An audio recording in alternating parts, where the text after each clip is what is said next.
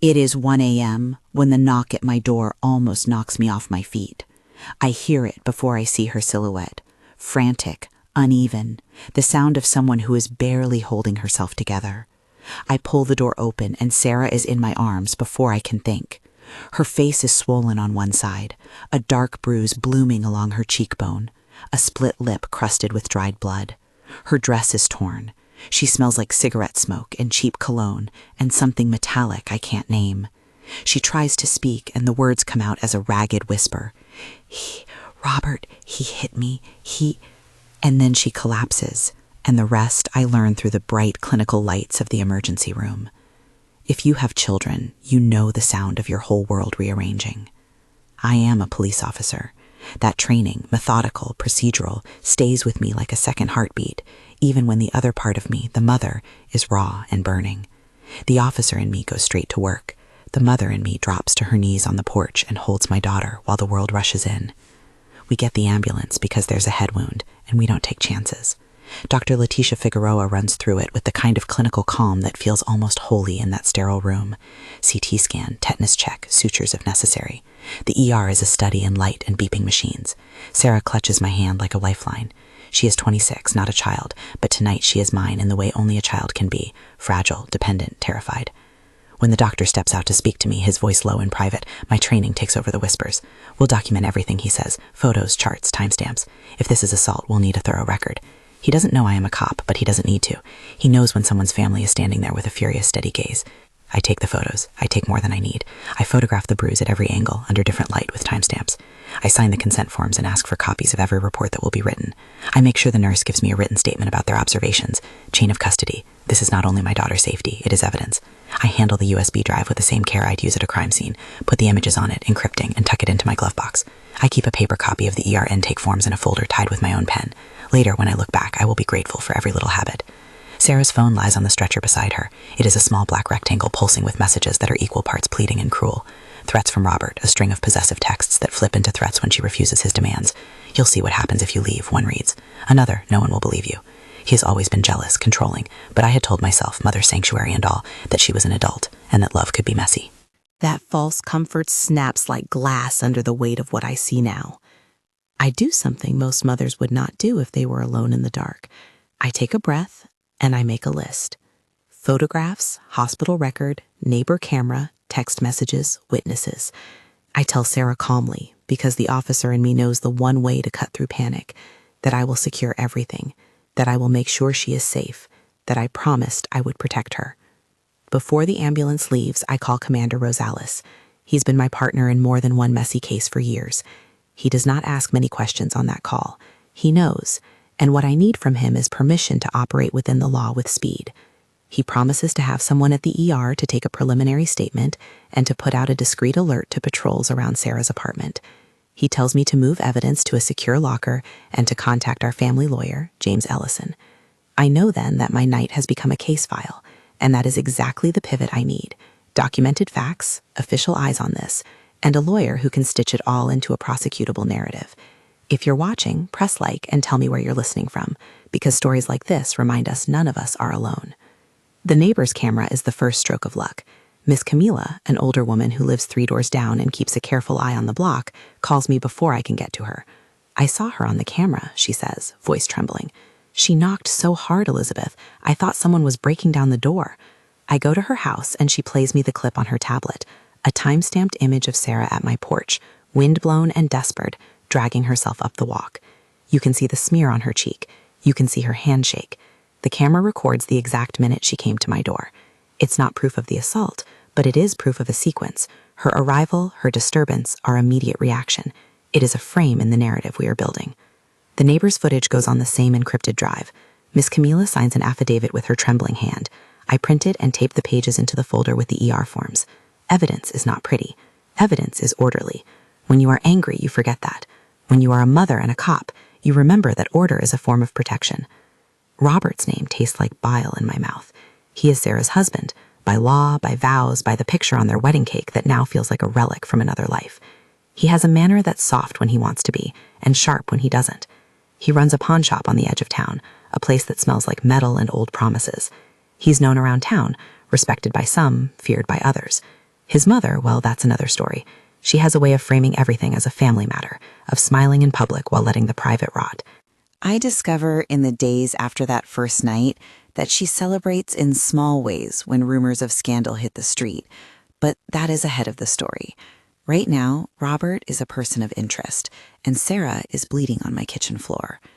We secure Sarah's phone. The threats are explicit. One link tries to shame her with images he claims to have, image after image of coercion. We do not open things like that with care. For now, we photograph the messages, we screenshot the timestamps, and we export the call logs. I do not want her evidence to be tampered with, so I move the SIM to a clean phone that I lock in our evidence locker.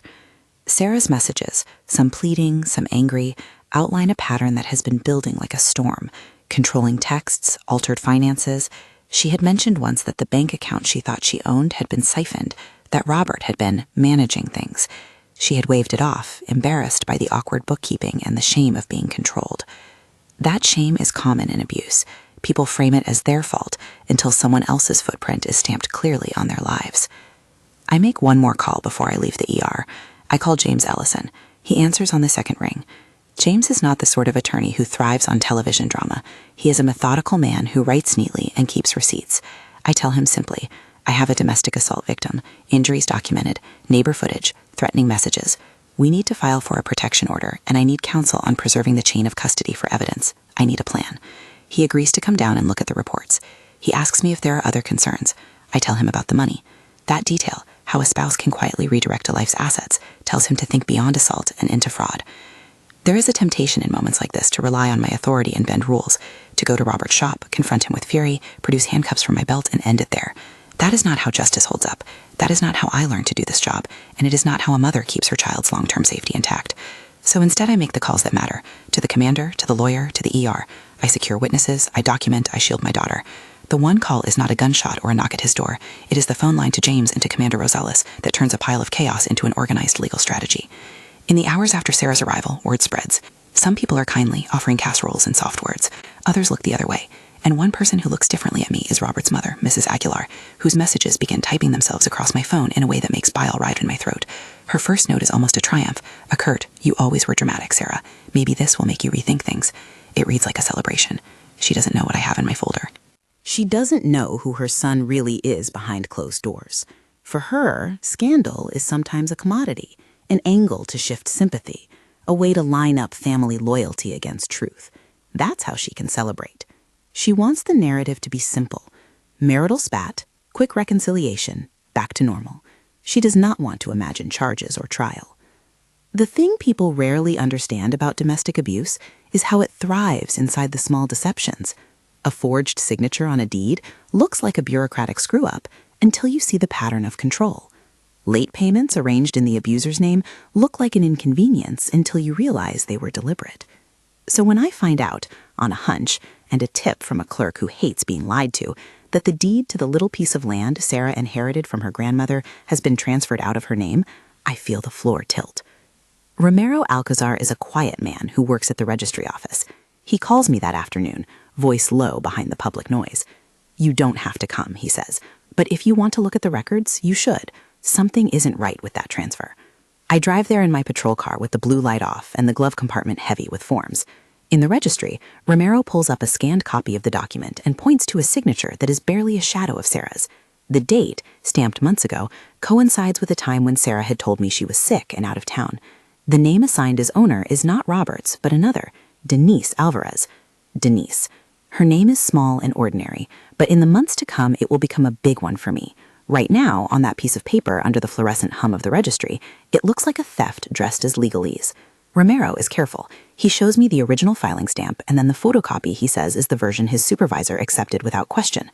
When I ask him how a transfer like this could happen, he lowers his voice and tells me about boilerplate, about paperwork processed without cross-checks, about colleagues who take convenience for efficiency when they shouldn't. He tells me about fear, the kind of fear that makes a man turn away because he doesn't want to be in the middle of rich people's fights. He gives me a copy, quietly, and says, "Be careful. People who break rules don't always play fair." It is not just a property dispute. It is a formal indicator that Robert has been manipulating more than just his marriage. If he can move a deed, he can move bank accounts, signatures, jewelry. He can rewrite the material map of someone's life. That kind of fraud, when married to violence, becomes a system of total control. My hands get cold. I bring the document to James, who sits across a small table in his office and flips through pages with the long patience of someone building a house. Forgery, he says simply, and then he outlines options. Civil suit to rescind the transfer, criminal referral for fraud, emergency asset freeze if we can show imminent transfer of funds. He asks me, pointedly, if I want him to file a temporary injunction. I tell him yes. I tell him to move now. This is the moment the title of the story is not melodrama, but law. One call to James, and we begin to thread a legal net that will constrict around Robert. The call organizes resources. The commander can authorize discreet surveillance. The lawyer can file emergency motions. The registry's copy is tucked into evidence. A plan is not the same as vengeance. It is a framework that lets truth be tested in a court and lets the state uphold the rights a man violated. On paper, this looks tidy. In my chest, it is not. The rage is still there, a furnace that heats everything with a red glow. But now there is a channel for that heat. Orders, affidavits, subpoenas. I convert fury into forms. We erect protective measures for Sarah. We get a temporary restraining order filed by James with James's name and letterhead, cooling the nerves in the clerk's office. We request a police escort for Sarah if she has to retrieve essentials from the apartment she shared with Robert. We put a call out to the district attorney's office to prep them for a domestic violence referral. Commander Rosales assigns a detective to the case, who will not be the neighborhood person posted near Robert's rotating tire shop, but someone removed enough to be objective and experienced enough to follow forgeries across registry stamps and bank ledgers. I tell Sarah to sleep at my house. She moves into my spare room like a guest who knows she will not leave. Her eyes are like harvested glass for the first week. Beautiful, useless, reflecting back the light but not warming. She begins to tell me things between tears and silence. How Robert would monitor her emails, how he would advise her on whom she could see, how a brief, heated argument had spiraled into a pattern. She tells me about Denise, how she saw them together, how Robert would say Denise was just a friend. She says these things like they are facts from a life that no longer belongs to her. I go to the pawn shop. It is a low brick building with a faded sign and a bell that rings like a small alarm when customers enter. Robert looks at me like he sees a uniform and nothing else, like the uniform is a shield and the hurt little woman on my couch is irrelevant. When I tell him calmly that Sarah has filed a complaint, that we have evidence, that James has filed for a protective order, his face goes small and angry. He offers the old lines. It's an exaggeration. She's unstable. She's after my money. Holidaying in denial is a luxury for the people who can afford it. He cannot afford it to be true when Romero's copy of the deed sits on James's desk and when Miss Camila's neighborhood footage sits in my encrypted packet. I keep my badge visible and my voice controlled. I do not arrest him. There is no probable cause on the street. Arrest without process would be my own failure as an officer and as a mother. Instead, I give notice. He will be served with papers. He should leave Sarah alone. The words feel small in my mouth, but they are the law. 2 days later, his mother sends another message. It reads like a toast.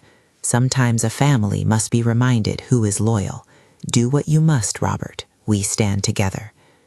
The coldness in her typing makes me imagine her at a kitchen table, pouring herself another cup of coffee after a midnight phone call, smiling because scandal keeps her son's image intact. She applauds damage done in private because it keeps her sense of order intact. The image disturbs me more than his first blow. There are more shadows to chase. I discover through a ledger left in Robert's shop payments to accounts Sarah never authorized. I find a cashier's check made out on her name that she swears she never saw. The further I peel back, the more complicated the map becomes. There are payments under odd company names. There are small, regular withdrawals that, when added up, equal the money Sarah thought she had access to for rent and groceries. It becomes obvious quickly.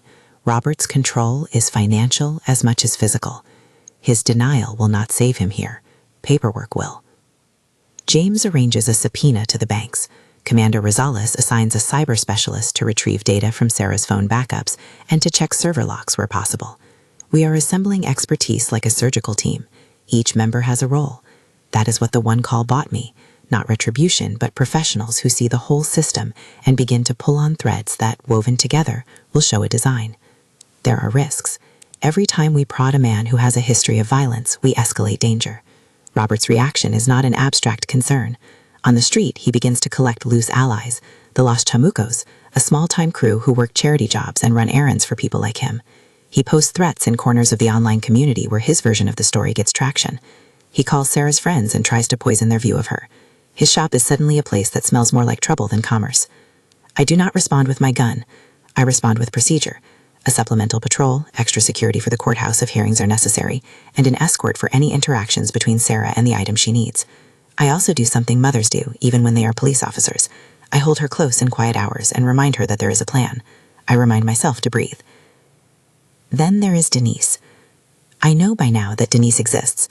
I have photographs from the pawn shop ledger and a shaky nighttime image of the two of them leaving a hotel together that Miss Camila's nephew, who does odd jobs for me, takes and sends without fanfare. It shocks me less to see her name on a deed than to see her face in a photo. Ordinary, mid-30s, tired in the way of people who work second shifts. She is not a villain on paper. She is a person with debts, with reasons, with choices. I decide, as a cop and as a mother, that people like Denise can be a key to the truth if we treat them with the right combination of firmness and safety. I make another call. Not the dramatic one in the title, but part of the chain it started. I tell James about Denise. He says we need to approach her with caution, offer protection, immunity in exchange for truthful testimony, and a plea agreement if her participation will materially help the prosecution of fraud. That is how law works. It is a trade of safety for truth. If she came into the picture by receiving the deed, if debt pushed her into complicity, then she may be a pivot point. Before I move to recruit her, I make sure we have documents that show a pattern. We have the ER reports, the neighbor footage, the exported messages from Sarah's phone tucked into secure evidence storage. We have Romero's photocopy of the forged transfer, and we have bank statements that show irregular withdrawals. We have photos of Robert with Denise, and we have Robert's own braggadocio texts preserved in screenshots. We have a paper trail. We have a net. That net is fragile. It is made of paper and pixels and testimony and the law. It will only hold if we treat it with reverence. On a quiet morning, while Sarah sleeps, finally for a stretch, I sit at my kitchen table and spread the documents out like a person laying down a family heirloom tray. The bruise still darkens when I look at it in the light of day, like an ugly bloom that refuses to fade quickly. I think of the way Sarah's laugh used to fill the house when she was a child, and she would sing off-key in the kitchen. I think of all the things women in my family taught me: how to sew, how to stand, how to look somebody in the eye even when your knees shake. That afternoon, I call Denise. Her voice on the other end is careful. She says her mother is ill and that she does not want trouble. I do not promise her anything I cannot deliver. I promise that if she tells the truth, she will be protected while the system takes its course, and James will negotiate from a place of law, not vengeance. I tell her we can help her sort out debts, and that immunity for testimony may be an option depending on what she can verify. She asks me if I am a cop. I tell her yes, and then I tell her something else that is almost like a vow. I am a mother. Tell me, and I will listen. There is a pause on the line, and I can imagine her sitting on a couch, thinking of her own life as if it were a chessboard. She asks me if she can come to the cafe on 3rd, where I arrange for a neutral table and a cup of coffee 2 hours later. I tell her to bring any piece of paper she might have, receipts, messages, anything that mentions the transfer. We will not meet with armor or guns displayed. We will meet with a lawyer present and an officer who understands both sides of desperation. Preparation is everything. We have to make sure she cannot be coerced afterward. James draws up a preliminary agreement. Commander Rosales arranges for a plainclothes escort to meet Denise afterward if she would like. There is no promise of miracles.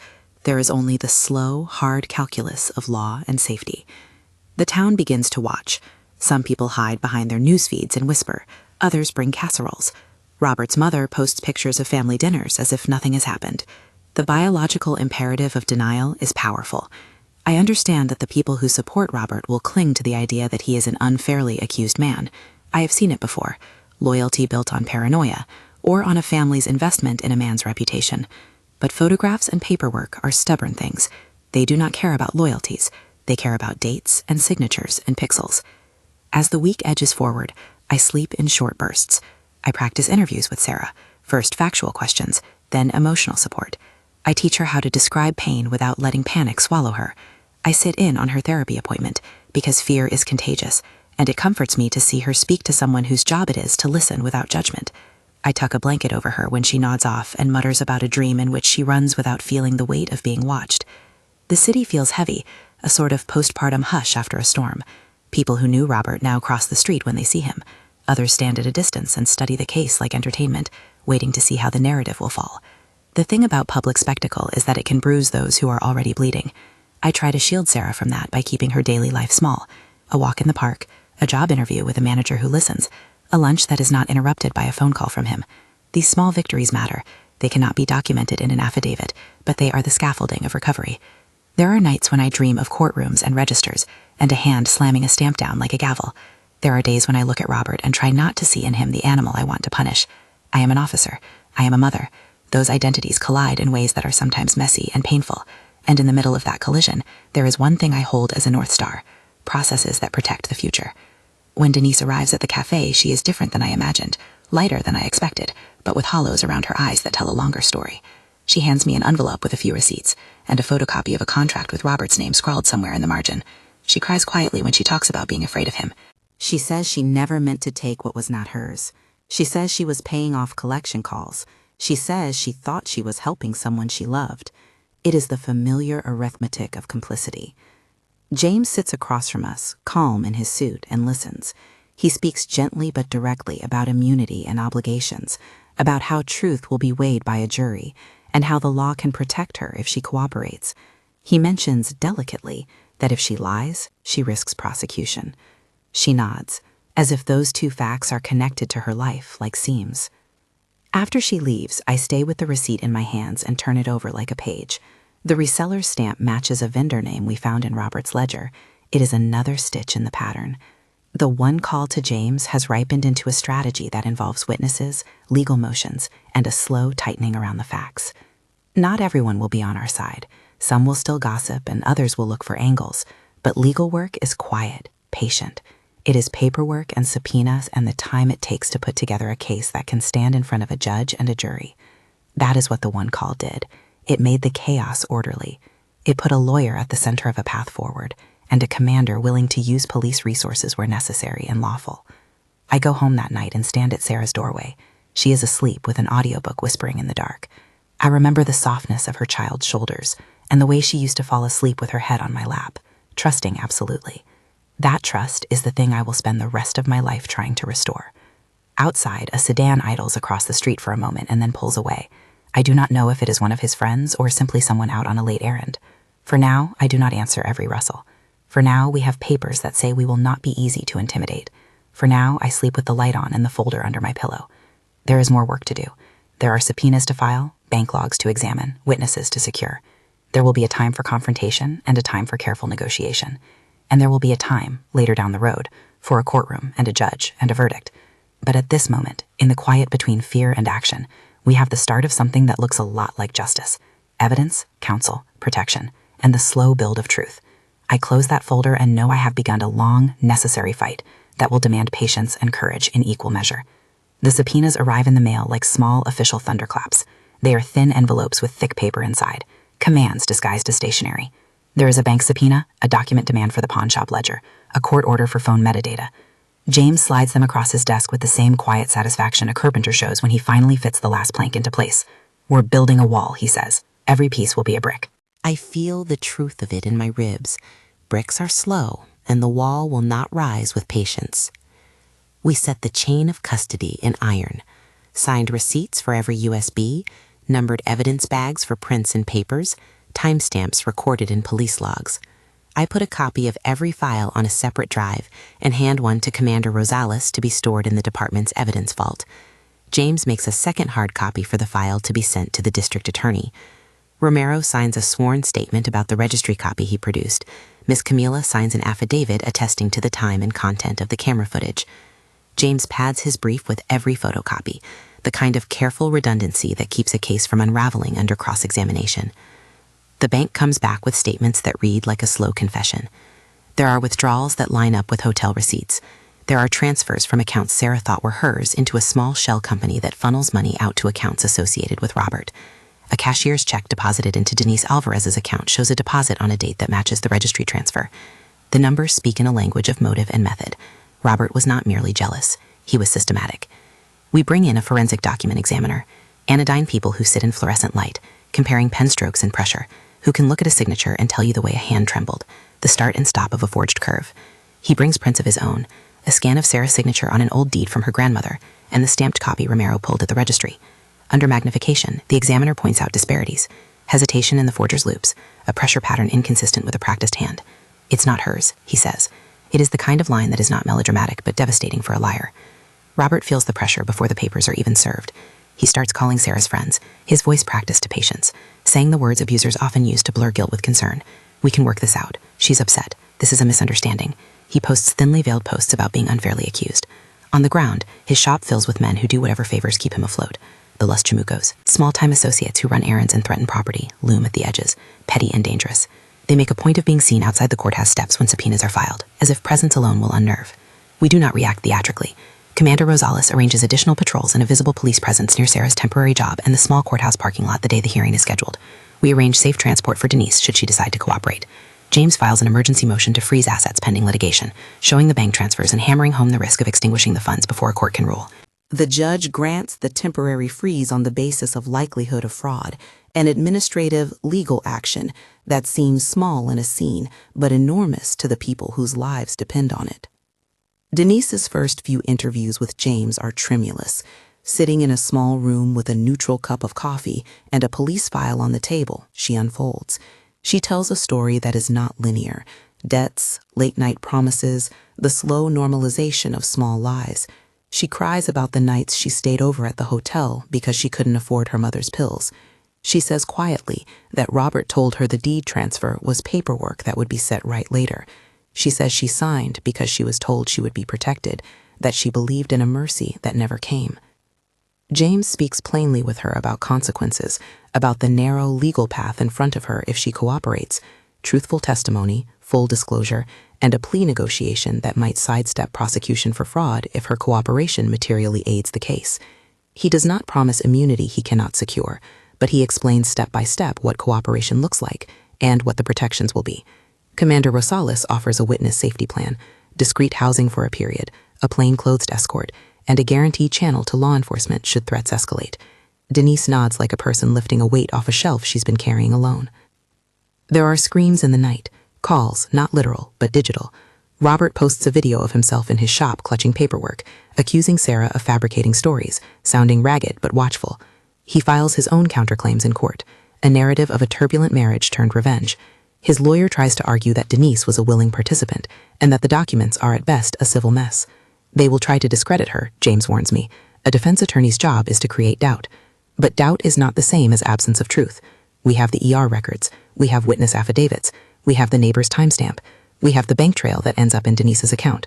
We have a forensic examiner who tells us the signature is suspect. We have Denise, who will, under oath, recount moments that align with paper and pixels. We have Sarah, who is willing to tell her truth.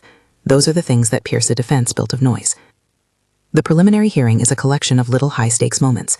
The DA reads the charges, domestic assault, fraud referral, and a civil push to rescind the deed.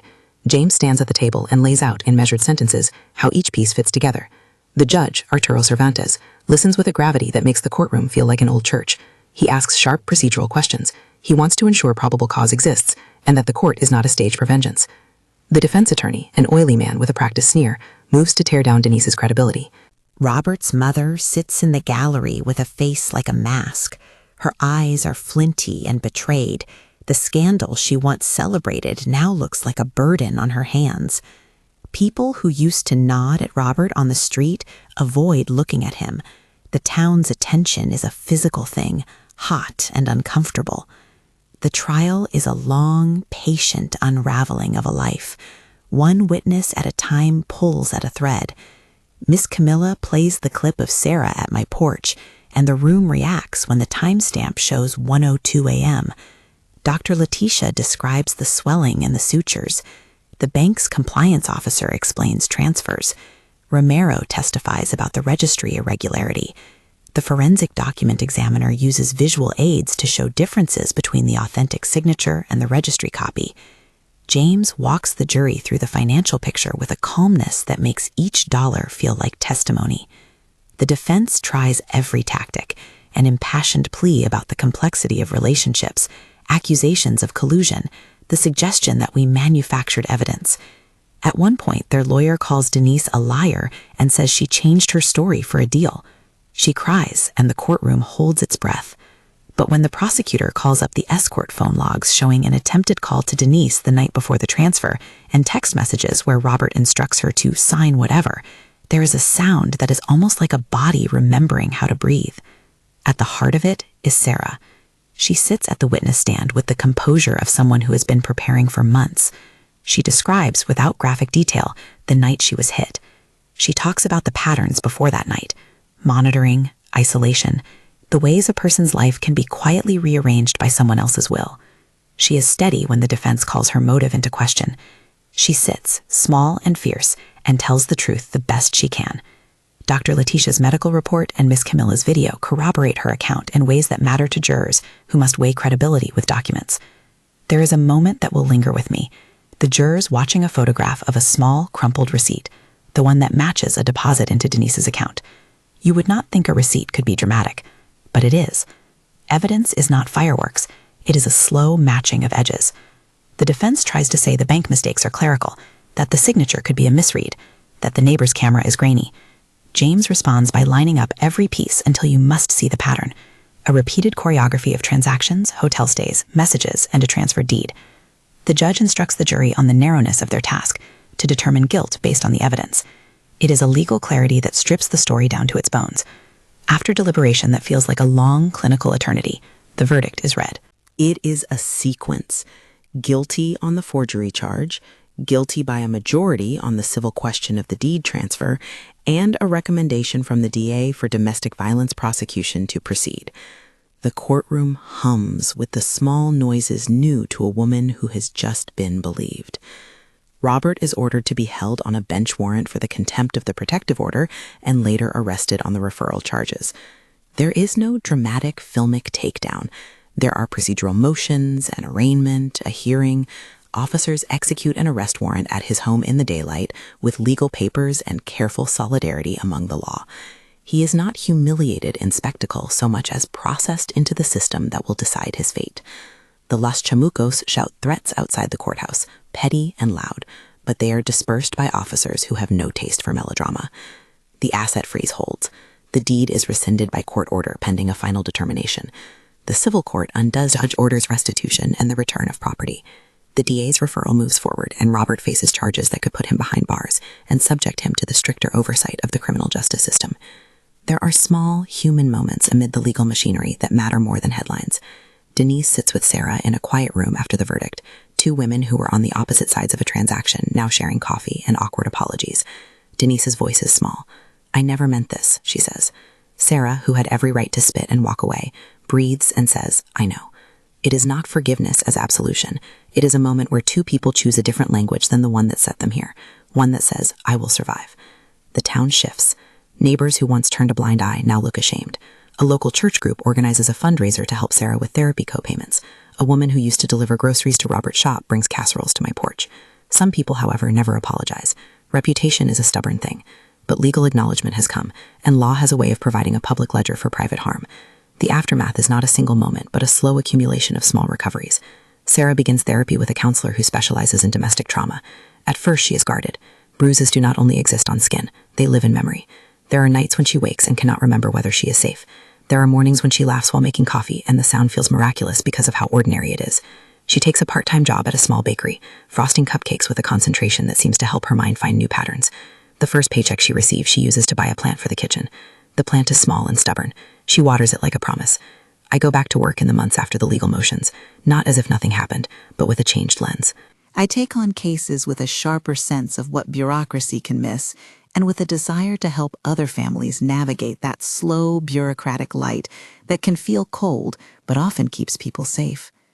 I teach a small seminar at the precinct about chain of custody and the signs of financial control. I show the officers the neighbor's camera clip and the way it broke open what could have been dismissed as a domestic dispute. I keep one hand on the paperwork, the other on the memory of my daughter collapsed at my doorstep. There are setbacks. Robert's legal team appeals on technicalities. He posts bail under conditions that worry us all. There is a hearing where he is allowed supervised visitation under strictly enforced limitations, an outcome that feels unsatisfactory for a mother who wanted him gone. We push for those protections and strengthen them where the court will allow. We urge Sarah to assert her voice at every opportunity, and step by slow step, the legal system does what it is designed to do: adjudicate, constrain, and where appropriate, punish. The community conversation shifts. I am invited to speak at a local support group on a hot Tuesday evening. I try to be careful with words. I speak not as a vindictive figure, but as someone who learned that doing the lawful, patient thing, collecting evidence, calling an attorney, preserving chain of custody, does more for long-term safety than an impulsive act of revenge. Mother's in the room, not like a shared heartbeat. A woman in the back confesses that she has called the domestic hotline twice and hung up. She now leaves the number on her fridge. We are a woven fabric of fear and hope and legal forms. In the quieter months, Sarah and I stitch a new domesticity. We cook together more than we used to. She hums under her breath at the stove. Her nightmares persist but lose intensity. She starts seeing friends who do not ask intrusive questions and who bring the kind of normal that is a salve. A walk in the park, a silly movie, a Sunday brunch that is more clumsy than graceful, but ours. Her recovery is not linear. It is a messy line on a page, up and down, with margin notes that say, small victory, trust practiced, appointment kept. Sometimes in the dark, I allow myself a small, almost private gratitude for that night when I chose to make the call to James. The one call in the title was not a cinematic instant solution. It was a legal pivot that allowed me to marshal professionals who understood how to convert photographs and accounts into a case with legs. It was the night I chose to let the law do what it is supposed to do, rather than taking my own hands to act in ways that would have complicated my daughter's safety and the long-term enforceability of any protection she needed. We also had to reckon with what the trial did to the people who had enabled Robert, knowingly or not. Mrs. Aguirre, the mother who clapped at Scandal, found herself marooned in a social quiet. People who had once asked for favors now avoided her porch. She called me once, voice sharp and small. We did not speak about restitution. We spoke about the wounds that scar families when loyalty is placed before truth. She did not apologize in the way I might have wanted. She apologized in a way that held the shape of someone learning a hard lesson. I took it like most peace offerings, sparse, imperfect, but real. There are days when I think about the line between law and faith. I am not a preacher, but there are times when I silently ask for strength to do the right thing. My faith is private and modest, an inner chord I touch when courage thins. I do not promise miracles to anyone who asks. I offer instead the witness of what careful, lawful action can do for people whose lives have been bent by control and fear. The final legal outcomes take months. The civil court rescinds the fraudulent deed and orders restitution. The criminal charges proceed, and Robert is ultimately convicted on charges related to the fraud and held to answer on the domestic violence charges. Sentencing follows legal guidelines with consideration for prior conduct. He receives a sentence that removes him from Sarah's life and places him under the supervision of the system. It is not total vindication. There is no erasing of nights or of woundings, but it is accountability. It is, in the cold ledger of law, a confirmed wrong and a state response. We do not celebrate with fanfare. The arrest and conviction are followed by practical things: the paperwork to return property, the forms to reinstate accounts, the therapist's bills to be negotiated with the help of a small fund the community put together. The real celebration is quieter. Sarah going to a job interview and coming home with a grin because she got the position. Her sending me a photo of the little plant on her windowsill, now greener. These are the small, daily triumphs that feed a life back into being. I go back to patrol shifts with a new edge of tenderness. I am patient with a woman who arrives at a precinct to report a partner who won't leave her alone. I file her complaint with the care of someone who knows the difference between a hastily closed case and a life protected by paperwork and witnesses. I insist colleagues understand the financial red flags that breed control, and the neighbors who might quietly record a 1 a.m. knock. We start a small initiative to teach paperwork preservation and the importance of securing messages and establishing chain of custody. The precinct hands out small laminated cards listing the steps in evidence preservation. Nothing that would imply do-it-yourself surveillance, only the basics. Keep your phone charged, do not delete messages, save medical reports. Those cards are modest but necessary. There are times when the story haunts me in ways that are prickly and not completely neat. I dream sometimes of the 2 seconds before Sarah collapses on my porch and wish I had seen something else, done something more. Those are the small human imperfections, regrets that do not change the fact that we did what we could and then let the law and truth do their honest work. I tell Sarah sometimes that bravery is not the absence of fear, but the willingness to act carefully in it. Months later, at a small community gathering, someone grabs me by the elbow and says, "I heard what you did for Sarah. Thank you." I watch Sarah in the corner of the room, laughing with a new friend, a laugh that is not as guarded as it used to be. My chest loosens around an old knot. The legal system, for all its procedural coolness, allowed a recovery to begin. That is the heartbeat of this story.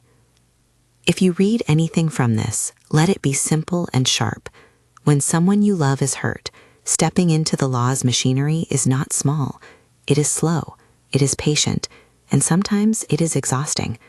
But that one call to a lawyer and to a commander did for us what immediate violence could not have done. It converted a night of terror into a case that would, with time and careful attention, bow the scales closer to justice. I do not pretend the road was painless.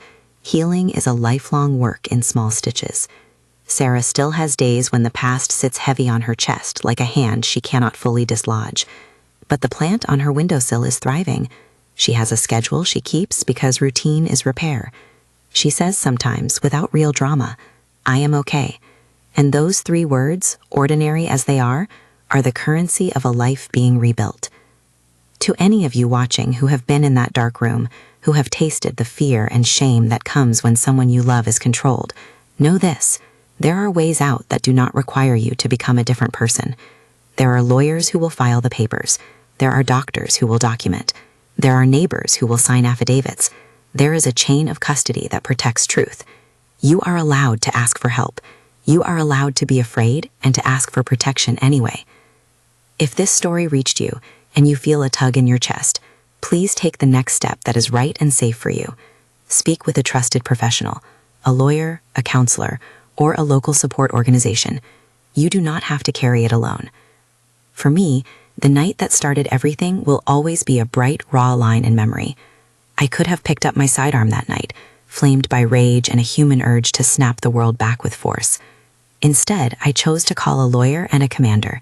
That one call did not end his threat in an instant, but it began a legal sequence that protected my daughter and held a man accountable.